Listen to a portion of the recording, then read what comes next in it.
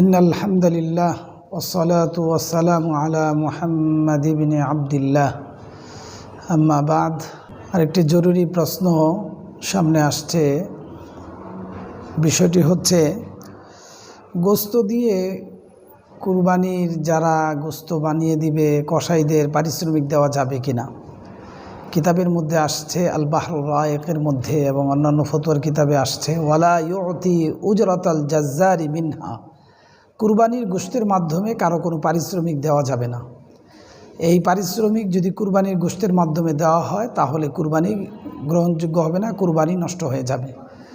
অতএব কারণে আমাদেরকে খেয়াল রাখতে হবে, আমরা আমাদের অধীনস্থ যে সমস্ত ব্যক্তিরা আমাদের কাছে কাজ করে, আমাদের কর্মচারী হিসেবে তাদেরকে আমরা বিভিন্নভাবে সাহায্য সহযোগিতা করে থাকি, কিন্তু তাদের কাজের বিনিময়ে তাদেরকে কুরবানির গোশত দেওয়া যাবে না। যদি কাজের বিনিময়ে কুরবানির গোশত দেওয়া হয় এতে আমাদের কুরবানি নষ্ট হয়ে যাবে। সেজন্য ঘরের কাজের বুয়া থাকে, তাদেরকে কুরবানির গোশতের মাধ্যমে পারিশ্রমিক দেওয়া যাবে না। তারপরে দোকানের কাজের ছেলে আছে, তাদেরকে কুরবানির গোশতের মাধ্যমে পারিশ্রমিক দেওয়া যাবে না। আমাদের ফ্যাক্টরির যে সমস্ত ওয়ার্কাররা আছেন সে সমস্ত ওয়ার্কারদেরকে গোশত হাদিয়া হিসেবে দেওয়া যাবে, কিন্তু পারিশ্রমিক হিসেবে যদি আমরা গোশত দেই তাহলে আমাদের কুরবানি হবে না।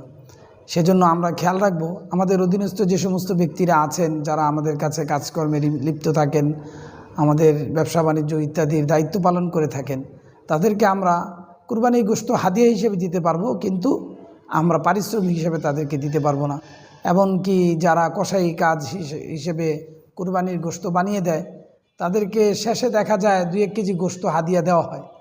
যদি 2-1 কেজি গোশত হাদিয়া দেওয়া হয় তাহলে সেটা ঠিক আছে।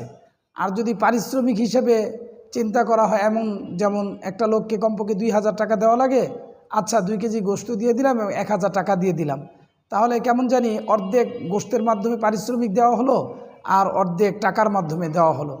এটা ঠিক হবে না। আল্লাহ পাক রব্বুল আলামিন আমাদেরকে আমলের তৌফিক দান করেন।